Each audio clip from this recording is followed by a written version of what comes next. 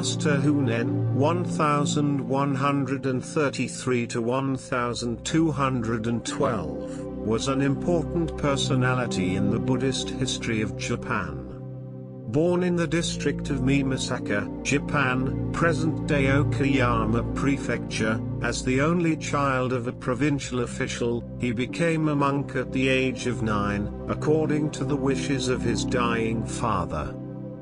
At the age of 15, he went up to Mount Hiei in Kyoto, the most famous center for Buddhism at that time, and fervently studied both the Tantric, as well as exoteric Buddhism of the Tendai school, under prominent teachers for 25 years.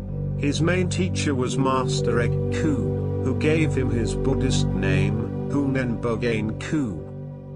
Being an extremely serious scholar and practitioner, Master Honen accomplished the rare feat of reading through the voluminous Mahayana Tripitaka 5 times, in his perpetual search for an assured path to enlightenment. However, realizing that he was just an ordinary foolish person with blind passions, totally incapable of performing difficult, self-power practices, he started to seek for a path to enlightenment that would suit his aptitude. As he continued his search in the library on Mount Hiei, he found a commentary on the Sutra of Contemplation on Infinite Life, written by Master Shantou, a well-known, accomplished Buddhist master, who had widely propagated the true Pure Land Dharma of salvation, during the Tang dynasty in China, about 500 years before. Listening deeply to the complete writings of Master Shantou 8 times, he was suddenly awakened by the fact that he was actually saved solely by the power of Amida Buddha's primal vow, of boundless compassion. That dramatic conversion experience took place in the year 1175 when he was 43 years old. Thus, he was converted to the true Pure Land path of faith and Nembutsu, saying the Buddha's name, which he would fervently propagate to the multitudes of ordinary foolish persons for the rest of his life. A more detailed account of the biography and teachings of Master Honen will be told in another video to be published later on this Amida Buddha channel. 20 hymns on Master Honen, composed by Shinran Shonin, in profound reverence and gratitude to this 7th lineage teacher of Jodo Shinshu, based on his writings. As our teacher Genku appeared in the world, and spread the one vehicle of the universal vow throughout the entire country of Japan, favorable conditions for the Pure Land teaching emerged. Our teacher Genku appeared through the power of the light of wisdom, and revealing the true Pure Land way, he taught the selected primal vow. Though Shantou and Genshin urged all to enter the true Pure Land way, if our teacher Genku had not spread it among us, on these isolated islands in this defiled age, how could we ever have awakened to it? Through countless kalpas and innumerable lives, we did not know the strong cause of liberation. Were it not for our teacher Genku, this present life also would pass in vain. Genku, at the age of 15, became aware of the reality of impermanence. Manifesting a long-cherished aspiration to reject this defiled world, he entered the path to enlightenment. The supreme virtues of Genku's wisdom and practice were such that even the teachers in the various schools of the path of sages all turned to him for guidance and revered him as master of the diamond-like precepts embodied in the one mind. When Genku was alive, he emanated a golden light, which the chancellor, an ordained layman, saw before him.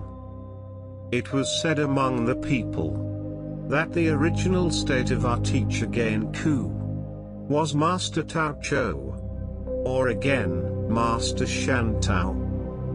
Genku appeared as Mahastama Prapta, and also as Amida.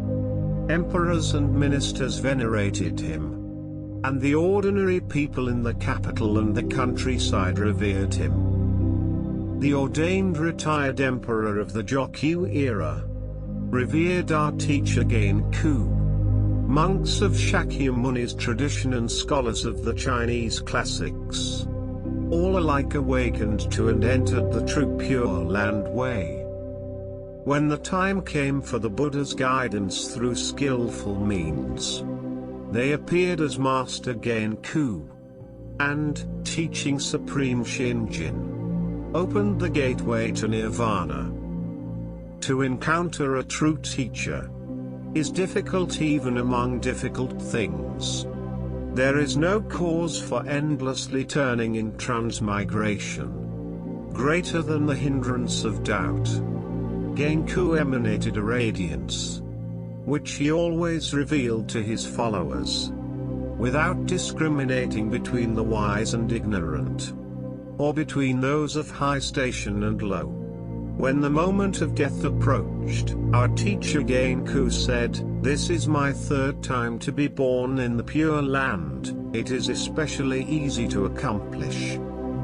Genku himself said, "Formerly, I was among the assembly on Vulture Peak, I practiced austerities with other Sravakas and guided beings to the Buddhist path.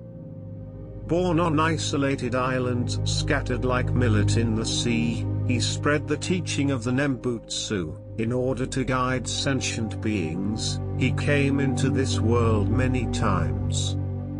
Amida Tathagata, manifesting form in this world, appeared as our teacher Genku. The conditions for teaching having run their course, he returned to the Pure Land. At the death of our teacher Genku, radiant light shone in the sky like purple clouds, music sounded, subtle and elegant, and the air was fragrant with rare perfumes. Monks and lay people, men and women, gathered beforehand, ministers and nobles assembled in numbers. Lying on his right side with head to the north, facing the west, he observed the manner of the Tathagatas passing into Nirvana. The death of our teacher Genku came in 1212, in early spring, on the 25th day of the first month, he returned to the Pure Land. Here ends the hymns on Master Genku. May all ordinary foolish persons, like ourselves, take heed of the exhortations of Master Honen and single-heartedly entrust themselves to Amida's primal vow.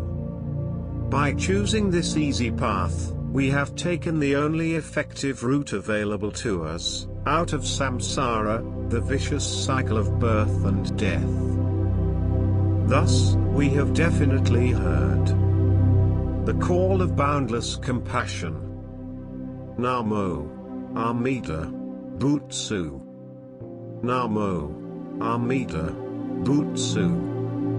Namo Amida Butsu.